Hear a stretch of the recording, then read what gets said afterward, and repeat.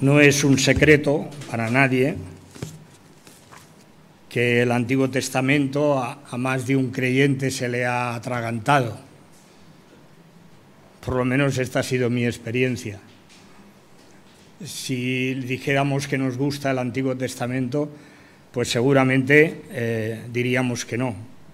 Sin embargo, en la lectura que se ha hecho en Primera de Corintios, hay unas palabras del apóstol Pablo que son significativas. Seguramente si el apóstol Pablo estuviera en nuestra época, no diría lo que se escribieron en las Escrituras, sino diría lo que se escribió en el Antiguo Testamento. Dice el apóstol,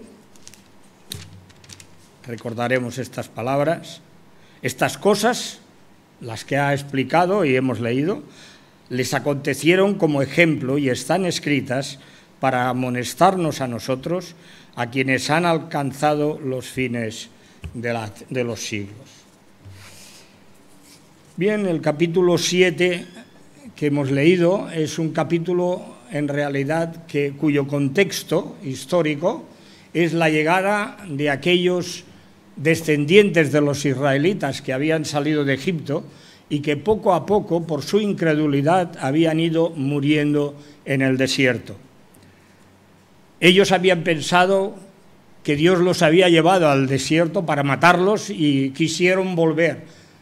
¿Y qué serán de nuestros hijos?, ellos decían. Y Dios los sancionó diciéndoles: vuestros hijos, que decís que pueden morir aquí en este desierto, de 20 años para abajo, dice, son los que entrarán en la tierra prometida. Vosotros pereceréis uno a uno en el desierto.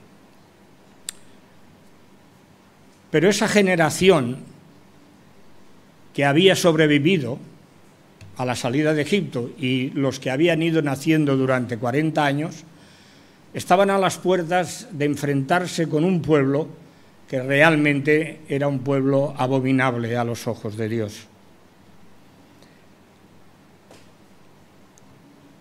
Moisés, el gran líder de Israel, testigo de todos estos acontecimientos, era el indicado para recordarles todo lo que Dios les había dicho.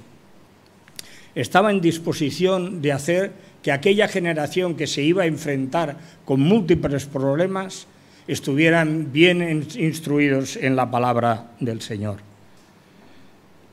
Era muy difícil que Israel sobreviviera en medio de esa nación, y solo podrían hacerlo si aprendían, ponían por obra y amaban la palabra que Dios les había hablado en el monte de Horeb. Y que ahora Moisés, a lo largo de todo el libro de Deuteronomio, hace un resumen de toda esa historia que empezó con la salida de Egipto y que va a concluir con la entrada del pueblo en Canaán. Dios había guiado a Israel por el desierto. Dios había sido el valedor de Israel en el pasado, lo era en el presente, en aquel presente mismo, pero también lo sería en el futuro. Y entre otras bendiciones que había recibido, Moisés les recordó 3 que Dios había hecho a Israel. Israel, decía Moisés y escribió, tú eres un pueblo escogido. Lo encontramos en el versículo 6 y en el versículo 7 que hemos leído. Tú eres un pueblo rescatado. Lo encontramos en el versículo 8.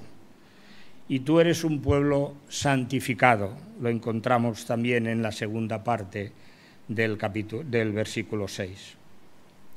Desde la caída de Adán, el ser humano se ha ido alejando poco a poco de Dios, su creador, y de su palabra, y ha estado inmerso en una serie de condicionamientos que, más que a acercarlo a esa luz que Dios resplandece de él, se ha ido acercando e introduciéndose en las tinieblas. Debemos ser conscientes nosotros, los creyentes del siglo XXI, tal como lo fue Moisés en su tiempo, que vivimos también en medio de una generación abominable como era la cananea. Y que lejos este mundo de mejorar,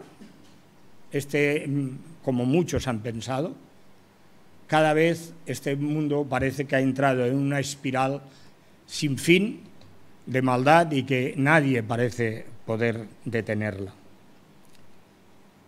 Consideremos en primer lugar a Israel como el pueblo escogido.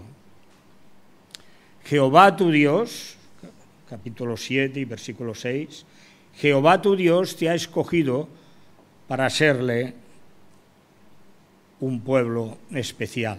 Dios te ha escogido, la elección soberana de Dios, basada en su propia voluntad, es la que realmente Dios había deseado para su pueblo y en todo momento. Israel sería para Dios su especial tesoro. Esta fue la promesa que Dios les dio en Horeb. Si diereis oído a mi voz y guardareis mi pacto, vosotros seréis mi especial tesoro sobre todos los pueblos. Tener algo que es nuestro especial tesoro es realmente magnífico, pero si además es único, no hay nadie más que lo tenga, es sobremanera especial y agradable. Israel era el especial tesoro de Dios. Israel para Dios era su especial tesoro, lo más querido, lo más grande y agradable para él. Pero también Dios quiso que Israel fuera el pueblo de su heredad. Vosotros, Jehová os tomó y os ha sacado del horno de hierro de Egipto para que seáis el pueblo de su heredad. Esto lo encontramos en el capítulo 4 de este libro de Deuteronomio, versículo 20.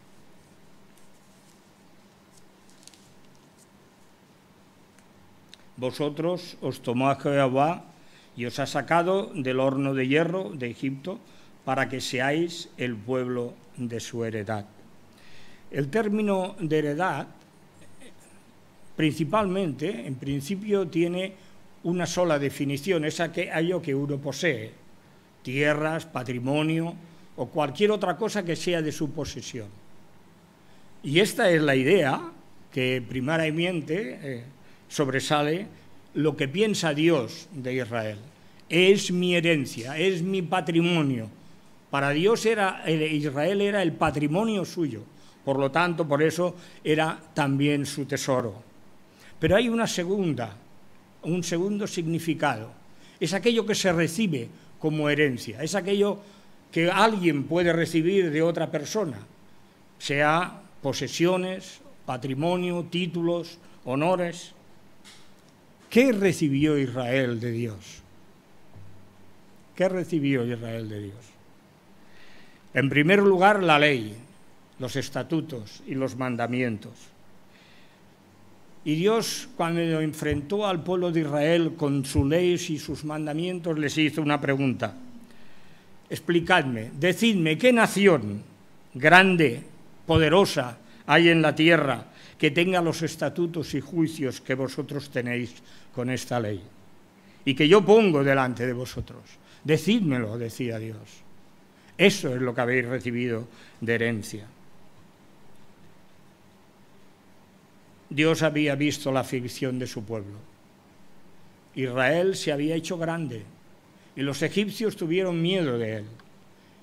Y lo que hicieron fue esclavizarlos, hacerlos sus esclavos.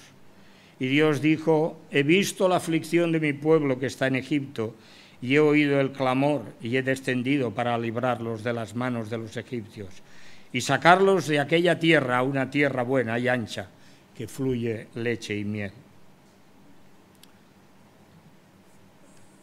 Lo que a continuación dijo Moisés, para mí fue una sorpresa que en toda esa descripción de Moisés dijera, yo no entraré por culpa de vosotros, pero vosotros entraréis en la tierra buena que fluye leche y miel. Y me llamó la atención porque yo decía, ¿por qué está este versículo? ¿por qué Moisés era privado de entrar en la tierra prometida? Era porque el pueblo había murmurado y había puesto en tal tesitura a Moisés y a su hermano Aarón, que ellos, en medio de todo seguramente lo que estaba ocurriendo, ellos en vez de hablarle a la peña para que saliera agua, golpearon la peña 2 veces. Moisés, el gran líder, seguramente pensando en que iba a sustituirlo Josué, él dejó escrito esto: no pongáis en una tesitura a vuestros líderes con el fin de que ellos puedan hacer realmente su servicio y su servicio a Dios y al pueblo. Israel, debido a la soberana elección de Dios, también se convirtió en un pueblo único en la tierra.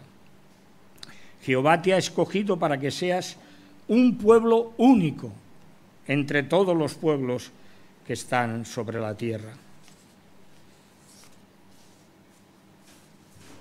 A veces los papeles, las notas, se distraen.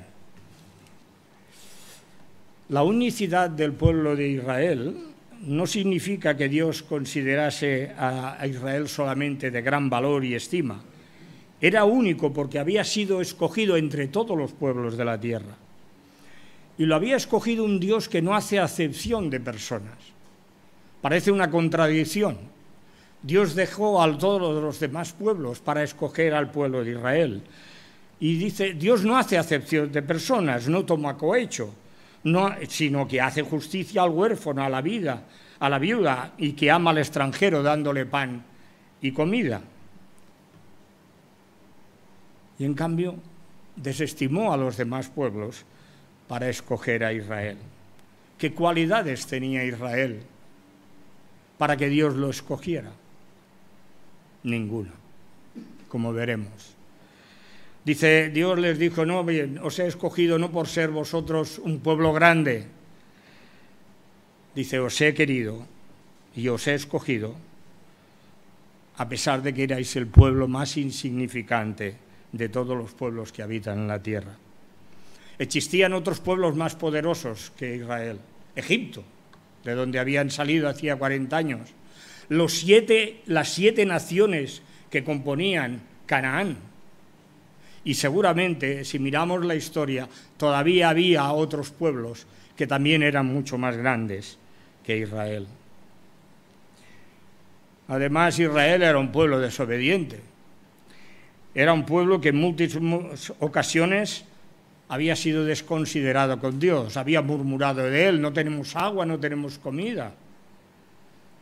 Se había rebelado contra su voluntad.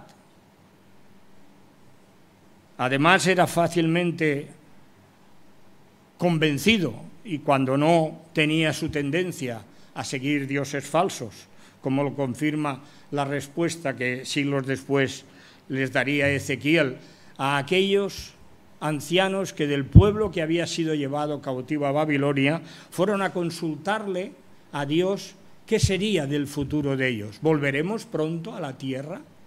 ¿Volveremos pronto a Israel? ¿Cuántos años aún estaremos? Y la respuesta de Dios seguramente no les debería gustar mucho. El día que escogí a Israel y alcé mi mano jurando así que los sacaría de la tierra de Egipto, entonces dije, cada uno eche de sí las abominaciones de delante de sus ojos y no os contaminéis con los ídolos de Egipto. Es algo que no se ha encontrado mucho en la Escritura. Los israelitas, es verdad que salieron llenos de dinero, como se nos dice, y con joyas y con ganado y con muchas cosas, pero no se nos habla de que hubieran salido también con la contaminación de sus ídolos de Egipto. Mas ellos se rebelaban contra mí y no quisieron obedecerme. No echó de sí cada uno sus abominaciones de delante de sus ojos, ni dejaron los ídolos de Egipto. Menuda respuesta de Dios a ese pueblo que era su tesoro, su herencia y único entre todos los pueblos de la tierra. Dice, no os contaminaréis vosotros a la manera de vuestros padres, haciendo pasar vuestros hijos por fuego, y os habéis contaminado con vuestros ídolos hasta hoy. Y está hablando el profeta Ezequiel bastantes siglos más tarde de la lectura que hemos hecho. ¿Y queréis? Dice Dios, ¿queréis todavía que os conteste? Pues no os voy a responder. Siempre me han preocupado los silencios de Dios. En Apocalipsis dice que hay un momento en que se hace un silencio en el cielo. Es un silencio solemne. Pero en la vida a veces Dios hace y toma silencios para nuestra vida. Cuando los silencios en realidad, cuando nosotros nos examinamos y reflexionamos sobre nuestra vida, esos silencios no son a causa de pecado, gloria a Dios, Él quiere enseñarnos algo. Pero si es a causa de pecado, temblemos, porque si Dios permanece en silencio, el silencio de Dios es juicio. No obstante, sí que existían razones para que Dios escogiera a Israel como su pueblo, su amor hacia Israel. La elección de Israel fue por gracia, según la soberana, como hemos dicho, voluntad de Dios, su presencia, su amor y su misericordia. Dios dijo a Israel, más que a todos los pueblos te he querido, por cuanto te he amado. Y aquí la idea que hay en estas palabras es la idea que hay cuando alguien se enamora de otra persona para casarse. Y esta es la expresión que utiliza Dios. Te quise y te allegué a amar. Y por eso os he rescatado de servidumbre de la mano del rey de Faraón. Moisés se encontró un día con su suegro cuando ya habían salido de Egipto, porque su suegro Jetro fue a visitarlo juntamente con su mujer y los hijos de Moisés. Y Moisés, cuando llega a su suegro, dice el texto bíblico, le contó todas las cosas que Jehová había hecho a Faraón y a los egipcios por amor a Israel, y todo el trabajo que habían pasado por el camino, y cómo Jehová los libró de todo. Qué hermoso que es poder explicarle a los demás lo que Dios ha hecho en nuestra vida, lo que Dios realmente nos ha bendecido. Dios les había mostrado a Israel su amor a lo largo de muchos años, desde que habían salido de Egipto, pero también lo siguió mostrando a través de toda la historia de Israel. En el libro de Deuteronomio, el capítulo 8, se nos dice, acuérdate de todo el camino por donde te ha traído Jehová estos 40 años, cómo te sustentó con maná, un alimento que tú no conocías.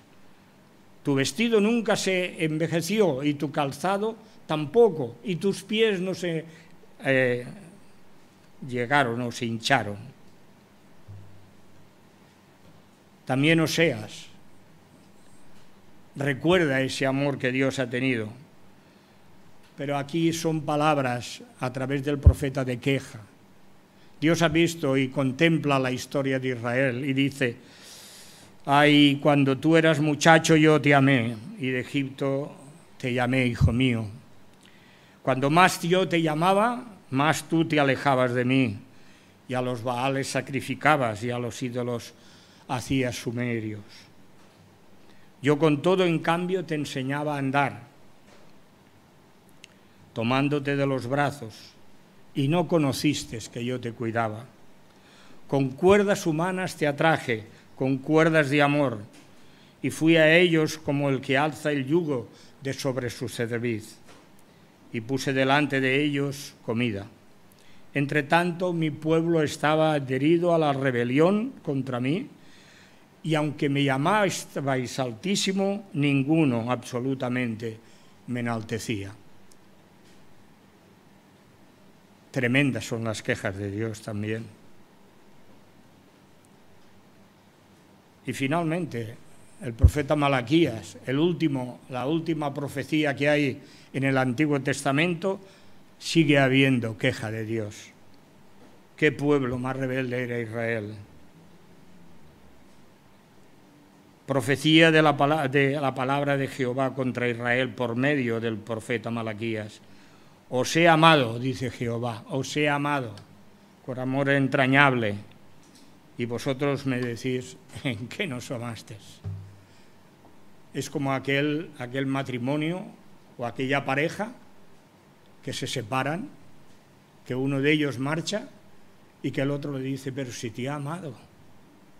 Y la otra le dice, ¿en qué me has amado? Y si me has amado, el amor ya se ha terminado. Así era el pueblo de Israel. Hay una segunda razón también para que Dios escogiera a Israel por su pueblo: la fidelidad de Dios al pacto.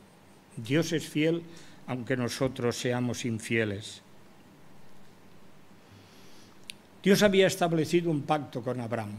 En realidad, primero era un pacto solamente para un individuo y su familia. Estableceré mi pacto, le dijo Abraham, entre ti y mí, y también con tu descendencia. Dice, después de ti y daré esta tierra que moras, toda la tierra de Canaán por heredad perpetua, y seré a ellos Dios. Pacto que ratificó a Isaac y Jacob. Volvió a repetir las mismas palabras. Jehová os amó y quiso guardar el juramento que juró a vuestros padres. Conoce que Jehová es Dios, Dios fiel, que guarda el pacto y la misericordia a los que aman y guardan sus mandamientos hasta 1000 generaciones. La fidelidad de Dios está íntimamente relacionada con su verdad. Cuando Dios habla, habla verdad, nunca habla mentira.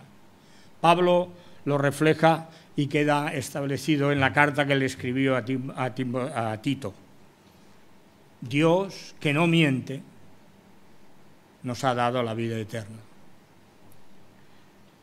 Dios había sido la garantía de Israel en el pasado, lo era en el presente, lo seguiría siendo en el futuro. ¿Qué reflexión podemos sacar de que Israel fue escogido? El creyente, la Iglesia, ¿qué enseñanza podemos tener? Pablo y Pedro nos recuerda algo de esto. Bendito sea el Dios y Padre de nuestro Señor Jesucristo, que nos bendijo con toda bendición espiritual en lugares celestiales en Cristo, según nos escogió en Él antes de la fundación del mundo, para que fuésemos santos y sin mancha delante de Él.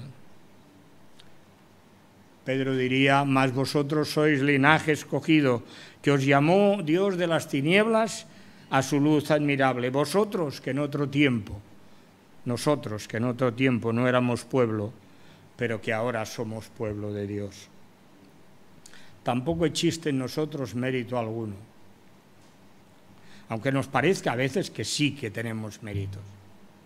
Algunas personas, cuando les presentas el Evangelio, lo primero que te dicen es, bueno, pero yo soy una persona buena, yo no he hecho mal a nadie, yo no a veces no te dicen ni siquiera que no han matado, o sea, no he matado, sino te dicen, no he hecho mal a nadie, procuro llevarme bien con todo el mundo. Mirad, hermanos, decía el apóstol Pablo, mirad, hermanos, vuestra elección, que no sois muchos. En realidad no somos muchos sabios. Pocas veces encontramos personajes de la política, la ciencia, a pesar de que existen, no existen. Dios no tiene un pueblo solamente poco sabio, poco poderoso o poco noble. Hay nobles, hay poderosos, hay sabios que también son creyentes. Pero Dios escogió a lo insensato, a lo irreflexivo, aquel que, bueno, que todo le da, que todo le parece que está bien, que nada le estorba, pero tampoco nada hace. No escogió a lo que es débil moralmente. Muchas personas piensan, tenemos que ser buenos para que Dios nos tenga en cuenta y un día podamos estar en su presencia. Lo que es inferior, lo que es insignificante. Alguien dice con sorna, si no sales en la televisión o en las revistas de moda, no eres nadie. Pues bien, a lo insignificante, a aquellos que no salen en las revistas, que no salen en la televisión, aunque también hay creyentes que utilizan ese medio de comunicación, lo que es tratado con desprecio, aquello que somos capaces, o es capaz el hombre de pisotear, a todo eso escogió Dios para avergonzar al que se cree sabio, poderoso y noble. Pablo lo tenía muy claro, porque muchas veces, como creyentes, llegamos a pensar, bueno, no nos pasemos, algo sí que tengo. Y Pablo decía, bien, pues si alguno piensa que tiene algo que confiar, algo que realmente le haga sobresalir para que Dios lo tenga en cuenta y lo haga su hijo, dice, yo fui circuncidado al 8º día, soy del linaje de Israel, de la tribu de Benjamín, hebreo de hebreos, en cuanto a la ley, fariseo, y en cuanto al celo, perseguí a la iglesia. Dice, y en cuanto a la justicia de la ley, soy irreprensible. Pero cuantas cosas eran para mi ganancia, las he estimado como pérdida por amor a Cristo. Somos también un linaje escogido por amor. Dios nos escogió por amor. El amor que se manifiesta desde su creación sobre justos e injustos, sobre malos y buenos. Pero su amor salvífico se manifestó a todas las naciones de la tierra, no solamente a Israel. Israel se pensaba, y era, un pueblo único para Dios, pero Dios, a través de sus profetas, fue clamando, mirad a mí todas las naciones o todos los términos de la tierra, porque yo soy Dios y no hay más, y sed salvos.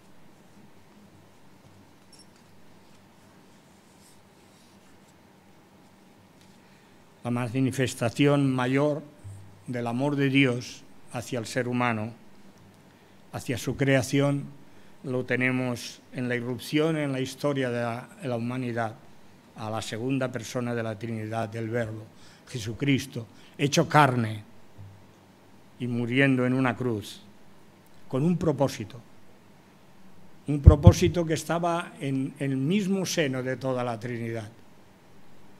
Dios amó al mundo de tal manera que dio a su Hijo unigénito para que todo aquel que en él cree no se pierda, mas tenga vida eterna. Y somos linaje escogido debido a su fidelidad, a la fidelidad de ese pacto eterno que el gran pastor de las ovejas estableció por su sangre que fue derramada para remisión de los pecados. Padeció una vez, una sola vez, el justo por los injustos para llevarnos a Dios.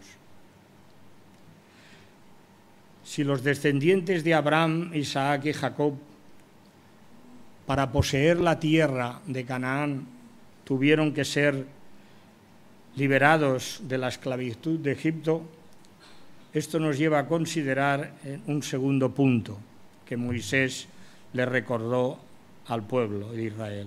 Israel, eres un pueblo redimido. Israel era un pueblo redimido por cuanto Dios os amó y quiso guardar su juramento. Ese juramento que le había hecho a sus padres, a sus antepasados. Los israelitas en Egipto se multiplicaron, como hemos dicho antes. y los egipcios los llegaron a esclavizar. Dios, viendo la incertidumbre y las penas de su pueblo, lo sacó con mano poderosa. No envió, es verdad que envió a Moisés y a Aarón, pero no fueron ellos los que realmente liberaron al pueblo de Israel. Tampoco fue Israel que se organizó y se rebeló contra Egipto y se levantó en armas. Conoce, convéncete, así es la palabra de Dios, convéncete, conoce a Israel, que en el momento en que estás a las puertas de Canaán, es Jehová y Dios, tu único Dios, el que te ha sacado con mano fuerte y poderosa de Egipto. Hecho que realmente los profetas de Dios les recordaría al pueblo una y otra vez. Josué, sin ir más lejos, una vez entraron, a los pocos meses, entraron en Canaán, dice, yo envié a Moisés y a Aarón y herí a Egipto, conforme a lo que hice en medio de él, y después os saqué juntamente con vuestros padres. Josué les recuerda esto. Dice, yo saqué a Egipto, también lo recuerda Samuel. Maldito el varón que no obedeciere a las palabras de este pacto, el cual mandé a vuestros padres el día que los saqué de la tierra de Egipto, del horno de fuego. Jeremías, en medio de todas las convulsiones que estaban de su tiempo, en medio de toda la idolatría de Israel, también Dios les recuerda a través del profeta ese hecho. Yo os saqué de Egipto. Miqueas, otro profeta, pueblo mío, ¿qué te he hecho? ¿O en qué te he molestado? Respóndeme para responderme contra mí, porque yo te hice subir de la tierra de Egipto, de la casa de servidumbre, te redimí.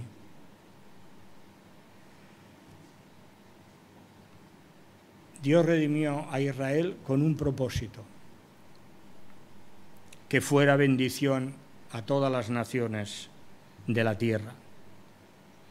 Ya hemos comentado que Dios le había hecho una promesa, un juramento, había jurado por sí mismo, no habiendo otro superior a él, había jurado que a Abraham y a su descendencia les daría la tierra de Egipto.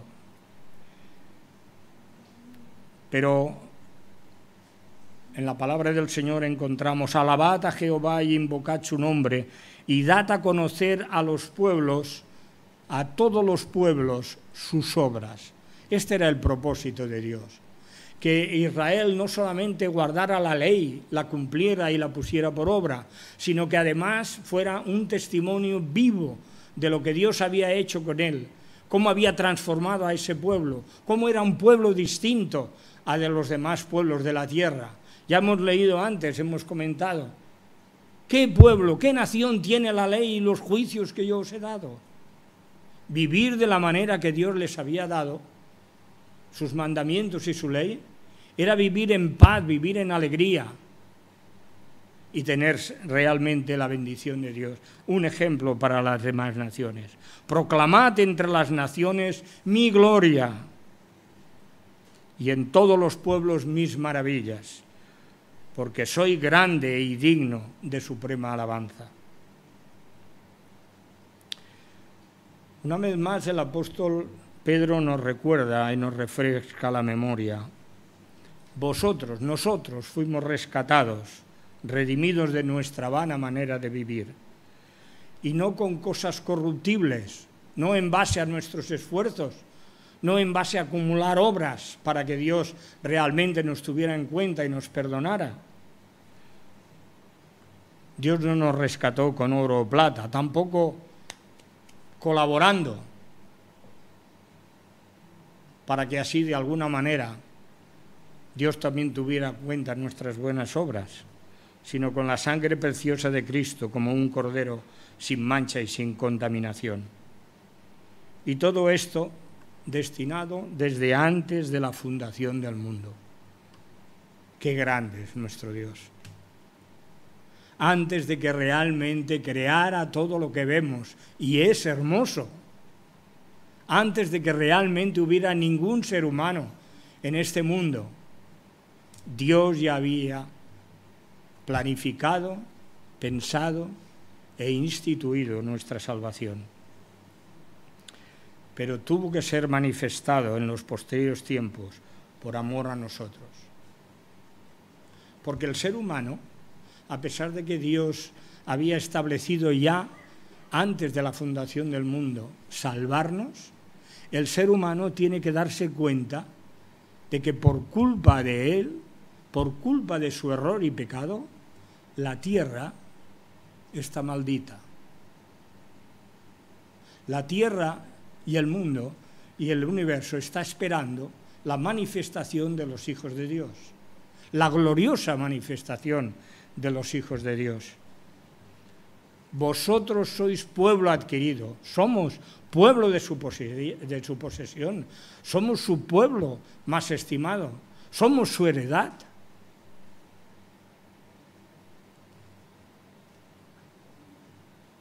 Aquel que era desde el principio y que estaba con Dios se hizo carne, lleno de gracia y de verdad. No vino para ser servido, sino para servir y dar su vida por ti y por mí. Solo Él podía redimirnos, solo Él sigue intercediendo por nosotros, por cada uno de nosotros. Él es el único mediador entre Dios y los hombres. Aquel verbo hecho carne, Jesucristo, el cual se dio a sí mismo en rescate por ti y por mí. Dios desea que toda persona forme parte de su pueblo, de la familia de Dios. Era el deseo de Dios también para Israel, que ese pueblo fuera único, lo cual nos introduce en el tercer hecho que Moisés le dijo al pueblo a las puertas de Canaán: Israel, Israel, tú eres un pueblo santificado. Y remarco bien estas palabras: tú eres un pueblo santificado, no santo. Israel no era santo todavía. Sí que Dios quería que Israel fuera santo. Vosotros seréis un reino de sacerdotes y gente santa. Pero todavía Israel no era santo. Era un pueblo santificado, un pueblo apartado para Dios. Este es el término santo o santificado, un pueblo que ha sido apartado para Dios. Pero si la palabra de Dios no era conservada y puesta por obra en medio de Israel, Israel nunca llegaría a ser santo, por más que Dios lo hubiera santificado al haberlo sacado de Egipto. Vosotros guardaréis los días de reposo, porque es una señal entre vosotros, o entre mí y vosotros, por vuestras generaciones, para que sepáis que yo, Jehová, os santifico, os he apartado, os he consagrado.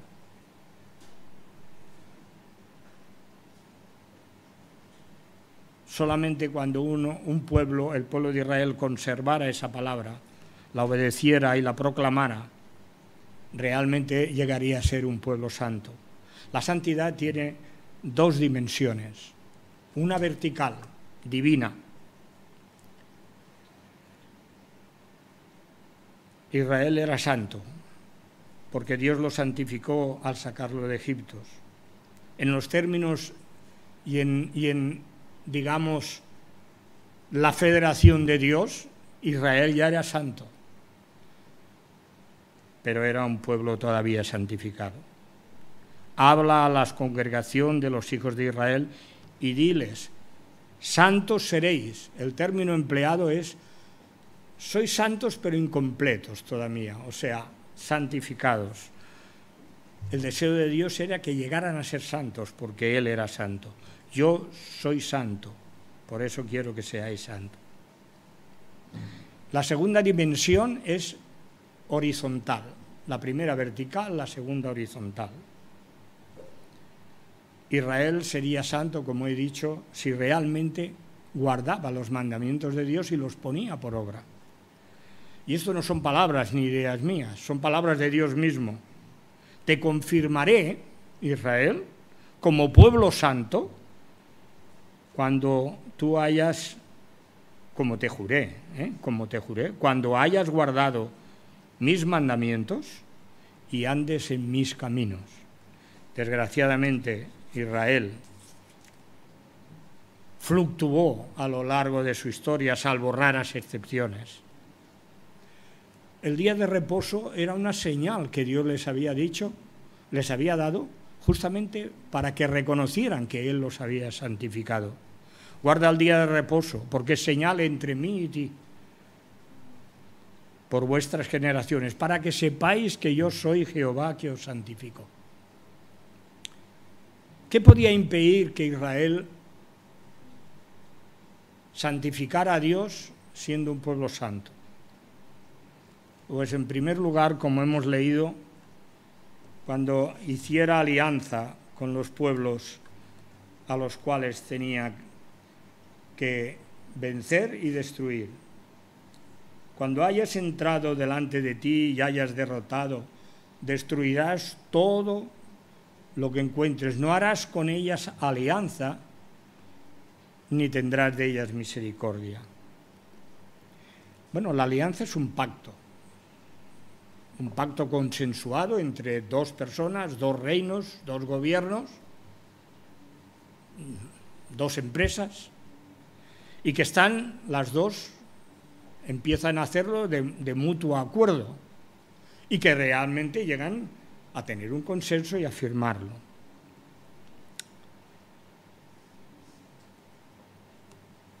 Pero Israel no tenía que hacer ese pacto, esas alianzas.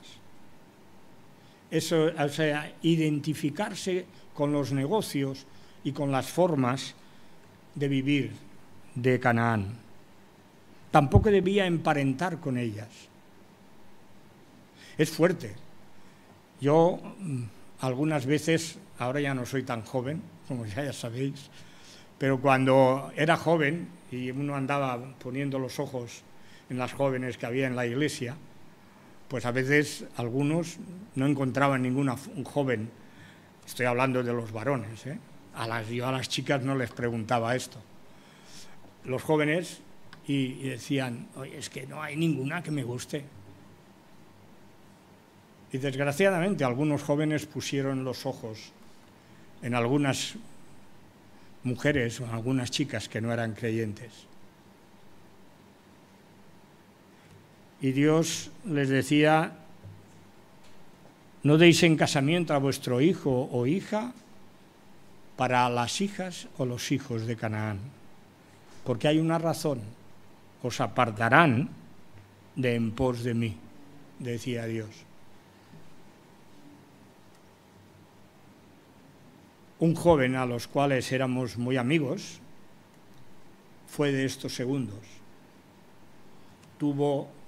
Se enamoró de una señorita que no era creyente y se casó con ella.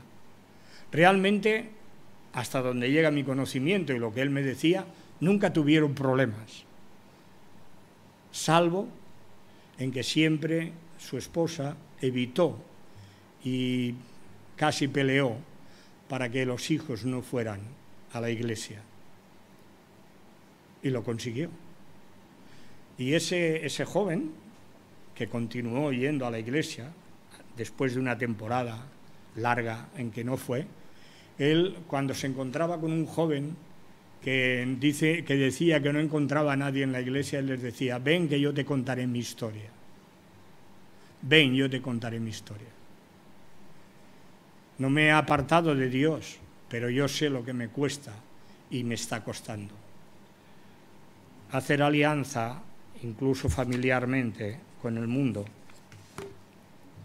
puede apartarte de Dios. Y hay que erradicar la idolatría. Bien, vamos a simplificarlo. La idolatría es todo aquel ser o objeto que ocupa el lugar de Dios. Si nosotros o el pueblo de Israel ponen los ojos en un objeto, en una persona o en cualquier otra cosa que ocupe el lugar de Dios, que esté por encima del lugar de Dios, estamos menospreciando, o estaba el pueblo menospreciando a aquel que los había rescatado de servidumbre y de esclavitud.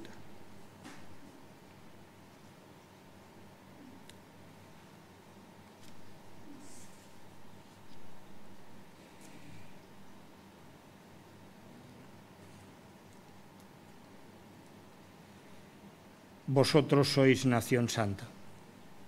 Nosotros somos nación santa. No porque seamos santos, sino porque nos ha santificado Dios en Cristo Jesús. No es un estado que pueda alcanzarse de golpe y porrazo. Dios les dijo al pueblo: no echéis a las naciones todas de golpe, porque pueden pasar muchísimas cosas, entre ellas que haya tantos muertos que vengan entonces animales y sea peor. Pero es que además es imposible erradicar todas aquellas cosas, todos aquellos ídolos que hemos ido metiendo en la mochila de nuestra vida a lo largo de los años. Ídolos de carácter, ídolos de cosas que nos gustan, ídolos incluso de trabajo. Hemos ido cogiendo ídolos y los hemos ido metiendo en la mochila. Dios nos pide que vayamos sacándolos. Yo a veces me sorprendo de los bolsos de las señoras, y perdónenme las señoras y las señoritas. Yo ver abrir un bolso de una mujer para buscar algo, me sorprendo, porque salen de esos lugares cosas inigualables. Bien, esta es una buena expresión para recordar que también nosotros, en vez de bolsos, los caballeros llevamos carteras. Yo a veces, de verdad, fijaros qué cartera llevo, porque cuando llevo una cartera un poco más gruesa, siempre tengo papeles y siempre tengo cosas. Bien, otro ejemplo. Quitemos de nuestra vida poco a poco esos ídolos que impiden que nosotros glorifiquemos a Dios. Somos santificados por la ofrenda de nuestro Señor Jesucristo, que hizo una vez y para siempre. La santidad debe ser manifestada en nuestra vida como lo tenía que ser manifestada en el pueblo de Israel. Pablo, dirigiéndose a los filipenses, les dijo: ocupaos en vuestra santificación con temor y temblor. Bien, es verdad, hay un lado humano. Antes hemos dicho que la santificación tiene dos dimensiones, una vertical y otra horizontal. Ahora yo estoy diciendo la horizontal. Pablo decía: ocupaos cada uno de vosotros en vuestra santificación con temor y temblor. Pero bueno, hay la otra dimensión vertical que Pablo no se la olvidó. Dice: pero no estáis solos, porque Dios es el que da en vosotros el querer y el hacer por su buena voluntad. No nos conformemos con los deseos que antes teníamos, sino como aquel que nos llamó es santo, seamos también nosotros santos en nuestra manera de vivir. Es verdad que cuesta, hermanos, es verdad que cuesta, porque el mundo es muy agradable, tiene muchas cosas con las cuales nos llama. El tiempo, ahora porque hemos pasado un tiempo de calor, pero cuando a veces llovía tanto, cuando empezaba el verano y venía un día bueno, sí, hoy es domingo, vamos a la iglesia. Un día de playa no pasará nada. No estoy en contra de las vacaciones son necesarias, hay que parar el tren alguna vez y bajarse de él, tomar aire.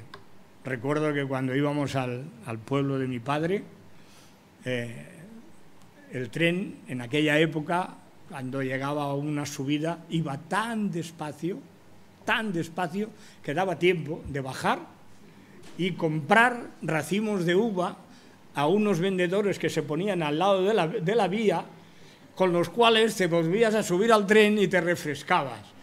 Pues sí, las vacaciones son eso, es bajarse del tren, coger el racimito de uva e írselo comiendo granito a granito. Son estupendos, ¿eh? Sí, pero hay que vivir según la santidad de Dios. Y luego, para los jóvenes y para todos nosotros, no nos unamos en yugo desigual con los incrédulos. A veces podemos hacer alianzas de negocios. A veces podemos hacer otras alianzas de matrimonios, como comentaban. No nos unamos.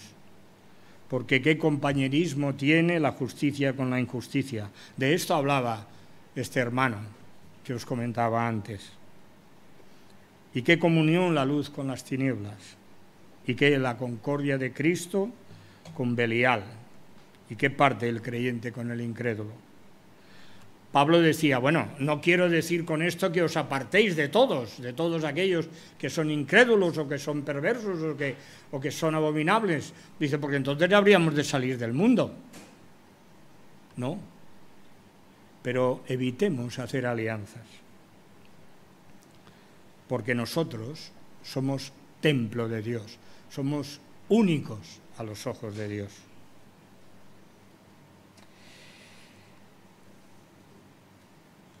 Terminamos como empezamos.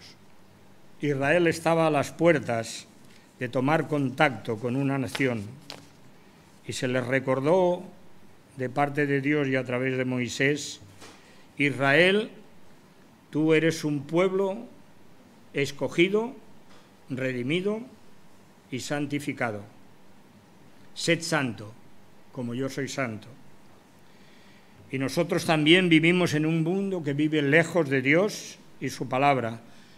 Y su palabra, Dios mismo nos recuerda, vosotros sois linaje escogido, gente santa, pueblo adquirido por Dios, para que anunciéis las virtudes de aquel que os llamó de las tinieblas a su luz admirable. Seamos santos, porque Dios es santo. Que Él nos bendiga.